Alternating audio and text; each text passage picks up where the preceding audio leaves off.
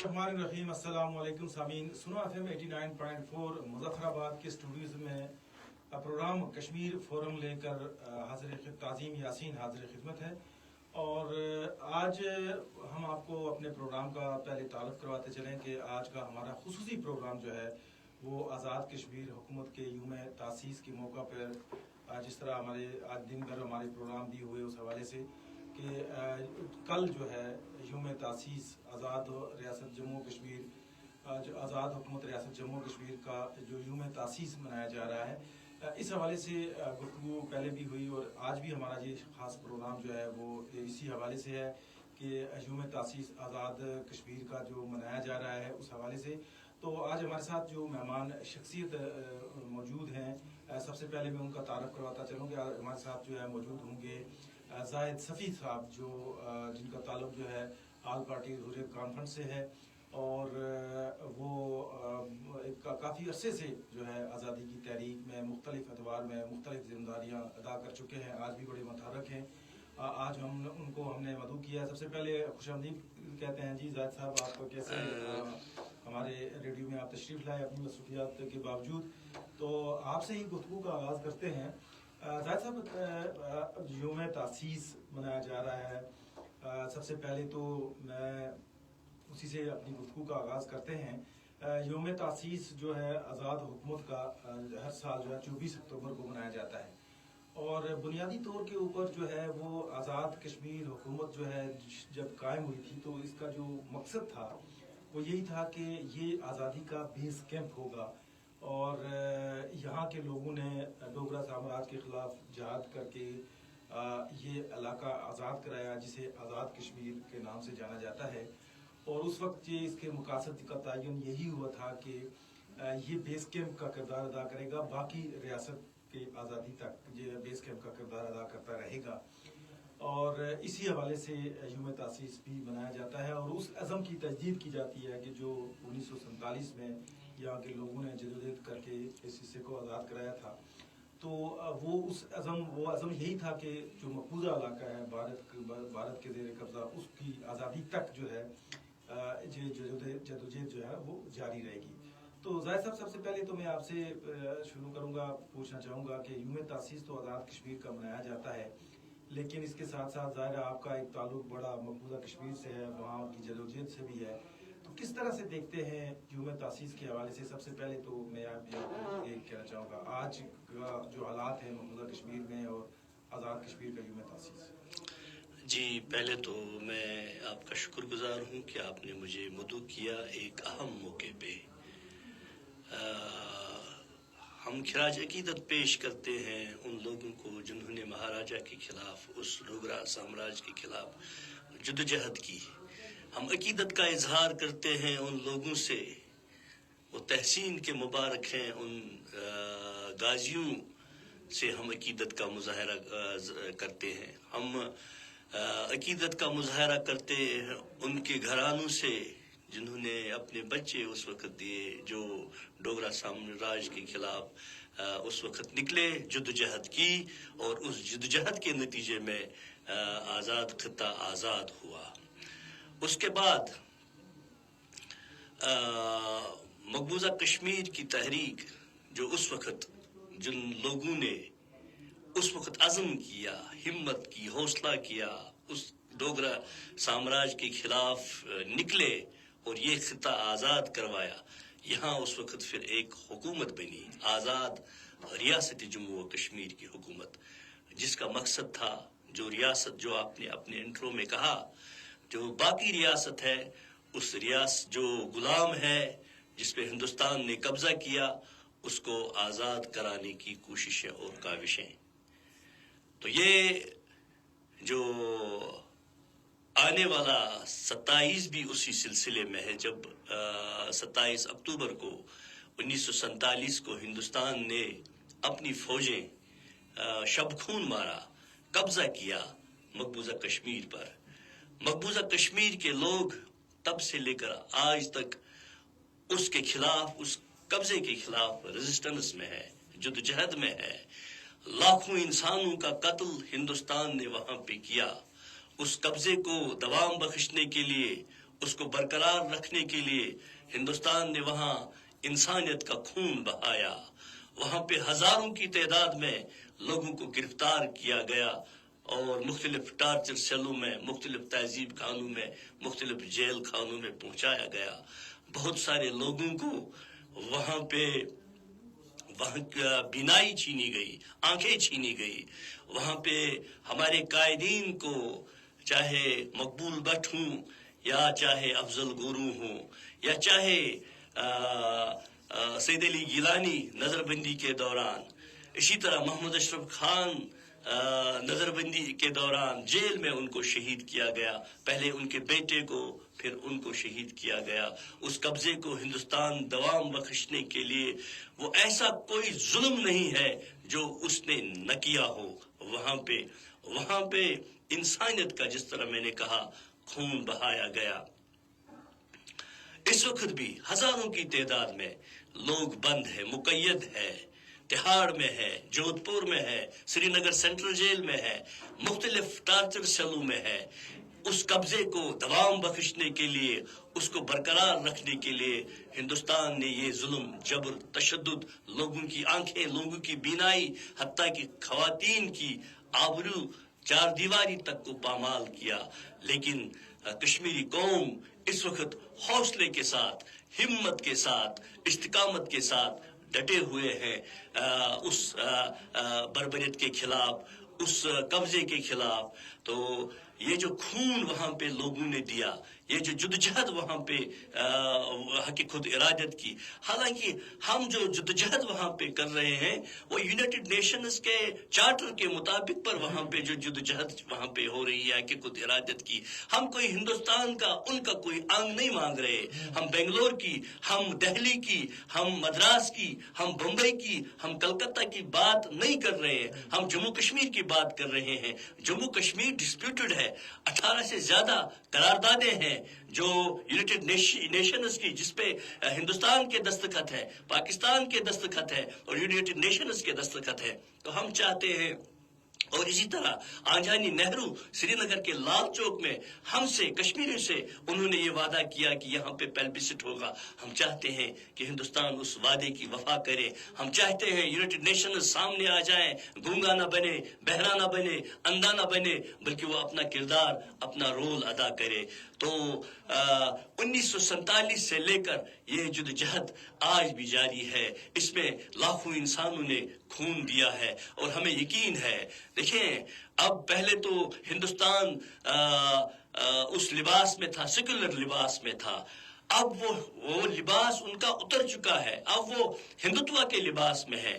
وہاں پہ اب نہ صرف خانقاہوں کو، نہ صرف درگاہوں کو، نہ صرف مدرسوں کو خطرہ ہے، بلکہ وہاں مسلمانوں کے ایمان کو بھی خطرہ ہے، جو ہندوتوا کا جو ایجنڈا وہ سامنے لے کے آتے ہیں RSS اور RSS کی حکومت، مودی کی حکومت. اچھا زاہد صاحب، اکتوبر کا مہینہ، جس طرح میں نے پہلے ذکر کیا کہ کشمیر کی تاریخ میں بڑی اہمیت رکھتا ہے اور اس میں بڑے تاریخی واقعات، اور دونوں چیزوں کا آپ نے تذکرہ بھی کیا کہ جس وقت ہم 24 اکتوبر کو یوم تاسیس مناتے ہیں، تو یوم تاسیس کا لفظ آتے ہی، کشمیر کا، آزاد کشمیر حکومت کا یوم تاسیس کا جو ہی ہم ذکر چھیڑتے ہیں تو ایک دم سے خیال وہی آتا ہے کہ ظاہر جس مقصد کے لیے یہ بنائی گئی تھی، تو ہمارا مد نظر جو ہوتا ہے وہ مقبوضہ کشمیر ہوتا ہے، جس کی آپ نے صورتحال ساری بیان کی. اور آپ نے اشارہ کیا کہ 27 اکتوبر کو جو اقدام بھارت نے کیا، اسی اقدام کے خلاف آج تک کشمیری عوام جدوجہد کر رہے ہیں. تو اس کے ساتھ جس طرح آپ نے ذکر کیا بھارت کی جو سیکولرزم کا پردہ چاک ہو چکا ہے، اور موجودہ حالات میں جب کچھ سال، اگر چند سال، یہ ہم اگر دیکھیں 4-5 سال، تو ہندوستان نے جو مودی حکومت ہے خاص کر، اس نے کئی دفعہ دعوے بھی کیے، پھر کچھ ایسی حرکات بھی کی، اور اس کو بڑا کرارا جواب مل گیا. اور وہ سمجھ رہا تھا کہ شاید کشمیری اب مایوس ہو چکے ہیں، شاید وہ اب ان کی جناب پاکستان کی صورتحال ایسی نہیں رہی، جو ان کا ایک بڑا وکیل تھا ان کی پشت پہ کھڑا تھا. تو اس کے بعد کی آپ کیا دیکھ رہے ہیں مقبوضہ کشمیر کے اندر، خاص کر جو مارکہ حق میں جو ایک بڑا جو تماچا لگا ہے بھارت کو، تو کشمیری عوام کے اندر کیا حوصلے اس حوالے سے بڑے ہیں؟ جی، بنیان و مرصوص کے بعد، مورخ حق کے بعد ایک دنیا جو ہے وہ بدل گئی. ہندوستان جو اپنے آپ کو اس خطے کا چودھری سمجھ رہا تھا، جو بڑا سمجھ رہا تھا، تو اس کی وہ بڑائی، اس کی وہ چودراہٹ ختم ہو گئی، وہ خاک میں مل گئی، اس کا وہ گھمنڈ خاک میں مل گیا. بنیان و مرصوص کے بعد جہاں پاکستان کے عوام نے خوشیاں منائی، وہیں پہ کشمیر کے لوگوں نے وہ شاد ہوئے، وہ انہوں نے خوشیاں منائی، انہوں نے اس بھارت کو جو ظلم کر رہا ہے، جبر کر رہا ہے، تشدد کر رہا ہے، لوگوں کی آنکھیں بینائی چھین رہا ہے، اس کو دیکھا کہ وہ کس طرح بکھر گیا، اس کی قیادت کس طرح بکھر گئی. یہاں پہ قوم جو ہماری ہے، پاکستان کی قوم بنیان و مرصوص کے بعد یکجا ہوئی، یکسو ہوئی، یک زبان ہوئی. یہاں کا میڈیا جس نے ایک اہم رول اس میں ادا کیا، یہاں کے سوشل میڈیا نے اہم کردار ادا کیا. یہاں کے یہ جو آزاد خطے کے یا پاکستان کے جو صحافی حضرات ہیں، انہوں نے جس بہترین پروفیشنل اس کا مظاہرہ کیا، تو وہاں پہ ہم نے دیکھا کہ میڈیا کس طرح ایکسپوز ہو گیا. تو اس بنیان و مرصوص کے ثمرات جو دنیا میں آ گئے، جو پاکستان جس کو ہلکا لے رہے تھے، الحمدللہ وہ اب ایک لیڈنگ کردار ادا کرے گا اس امت کے لیے، اس ملت کے لیے، دنیا کے لیے. وہ اللہ کے فضل سے دنیا نے اب دیکھا کہ پاکستان کیا ہے. ہمارے مسلمان ممالک نے دیکھا کہ پاکستان کی کیا اہمیت ہے، وہ کیا کر سکتا ہے، اس کی افواج کیا کر سکتی ہے، اس کا قوم کیا کر سکتا ہے. 25 کروڑ کا یہ جو ملک ہے، جو ایک نظریے کی بنیاد پہ بنا ہے، وہ کیا کر سکتا ہے. تو وہ دنیا نے دیکھا، اور آج الحمدللہ ہندوستان جو ہے وہ پستی کا شکار ہے، وہ تنہائی کا سفارتی طور پہ شکار ہے، اور پاکستان عروج کا، ایپیکس کا شکار ہے. بالکل ٹھیک ہے. اس مرکہ حق سے ایک بات اور بھی ہوئی، جس طرح جو بھارت تھا، وہ جو مسئلہ کشمیر کو کوئی اندرونی مسئلہ قرار دنیا کے سامنے پیش کرتا تھا، یا دو ملکوں کے درمیان تو کوئی تھوڑا تنازع، یا پھر وہ کہتا تھا کوئی مسئلہ ہے ہی نہیں، مسئلہ ہے تو آزاد کشمیر ہے وہ. لیکن یہ ہے کہ اس سے آپ کو اس مرکہ حق سے ایک بات یہ بھی ہوئی کہ مسئلہ کشمیر جو ہے پوری دنیا کے سامنے ایک دفعہ پھر چلا گیا کہ پاکستان اور انڈیا کے درمیان مسئلہ کیا ہے. لوگوں کے ذہن میں سوال گیا. وہ ظاہر ہے جب ان کے درمیان عالمی سطح پہ ڈسکس ہوا، تو وہ تو تھا کہ یہ تو ان کے درمیان کشمیر کا تنازع ہے، اسے حل کرنا. اس طرح ایک یعنی جہاں پہ پاکستان کی پوزیشن مضبوط ہوئی، جس طرح آپ نے کہا کہ بھارت جو ہے وہ پسپائی کا شکار ہوا، اس کی چودراہٹ کو بڑا دھچکا لگا. اس کے ساتھ ساتھ جو کشمیری عوام کا درینہ موقف تھا، جس کو پوری دنیا میں کے سامنے وہ لا رہے تھے، وہ بھی اللہ تعالیٰ نے اس کو جو ہے نا دنیا کے سامنے اسی طرح پیش کر دیا کہ مسئلہ کشمیر ہے، جس کو جو ہے نا جس کے اوپر بات چیت ہوتی ہے، اس کو الگیے بغیر ان دو ملکوں میں اور اس خطے کے اندر عمل لانا مشکل ہے.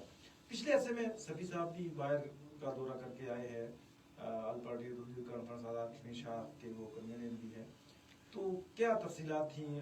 آپ نے وہ بھی دیکھا کہ دیکھیں بڑے فورم پہ انہوں نے بھی بات چیت کی، اور سفارتی سطح کے کشمیر کو کس طرح کی فضائی ملی اس مرکہ حق کے؟ جی، میں نے جس طرح پہلے بھی کہا، مورخ حق کے بعد، اس بنیان و مرصوص کے بعد کشمیر ایک مرتبہ پھر فلش پوائنٹ کی حیثیت اختیار کر گیا، اور جنگ کے خطرات جو ہے وہ موجود ہے. یہ دنیا کو معلوم ہے، یہ تمام ممالک کو معلوم ہے کہ جنگ کے اس وقت بھی خطرات موجود ہے. یہ جو ہندوستان اپنی وہ جو اس کی جو بے عزتی ہوئی، تو وہ اس میں کوئی ایڈونچر یا مس ایڈونچر کرنا چاہتا ہے. اپنے بہار کے بھی الیکشنز آنے والے ہیں. مودی اس وقت بہت پریشان ہے، اس کی پوری جو RSS ہے، وہ جو خفت انہیں پاکستان کی افواج سے اٹھانا پڑی، اس حوالے سے وہ بہت پریشان ہے. وہ کچھ کرنا چاہتے ہیں لیکن ان کے بس میں نہیں ہے. تو اس مورخ حق نے دنیا کو یہ بتا دیا کہ مسئلہ کشمیر، قضیہ کشمیر، جب تک نہ اس کو حل کیا جائے یونائٹڈ نیشنز کی قراردادوں کے مطابق، تب تک یہ جو جنگ کے خطرات ہیں وہ موجود ہے. میں آپ کی وساطت سے ایک اور بات کہنا چاہتا ہوں. دیکھیے، قائد اعظم نے اس وقت جب پاکستان بننے سے پہلے جب ان کا دورہ تھا کشمیر کی طرف وہ آئے تو ان کا فقید المثال استقبال وہاں پہ ہوا. تو وہاں پہ چودھری غلام عباس علیہ رحمہ، مولانا یوسف صاحب اور شیخ محمد عبداللہ، اب ملاقاتیں جب قائد اعظم کی ہوئی تو انہوں نے سمجھا کہ شیخ محمد عبداللہ تو کسی اور ٹریک پہ جا رہے ہیں. من تو شدم تو من شدی، من تن شدم تو جان شدی، تاکس نہ گوید باد ازی، من دیگرم تو دیگری والے ٹریک پہ نہرو کے ساتھ. تو انہوں نے پھر قائد اعظم نے ان کا جو بصیرت تھی، ان کا جو اخلاص تھا، ان کی جو نظر تھی، تو انہوں نے شیخ محمد عبداللہ کو برملا مجمع میں کہا کہ شیخ محمد عبداللہ آپ غلط کر رہے ہو، آپ غلط کر رہے ہو، آپ کو ہندوستان دھوکہ دے گا، فریب دے گا. تو وقت نے ثابت کیا کہ آج ان لوگوں کو آپ دیکھ لیں، ان کے اولادوں کو دیکھ لیں جنہوں نے اپنی بچیوں کے منگل ستر بھی دلی سے پہنوائے، ہندوؤں سے پہنوائے. ان پہ بھی بھروسہ نہیں ہے، ان کشمیریوں پہ بھی بھروسہ نہیں ہے جو ان کے اپنے تھے.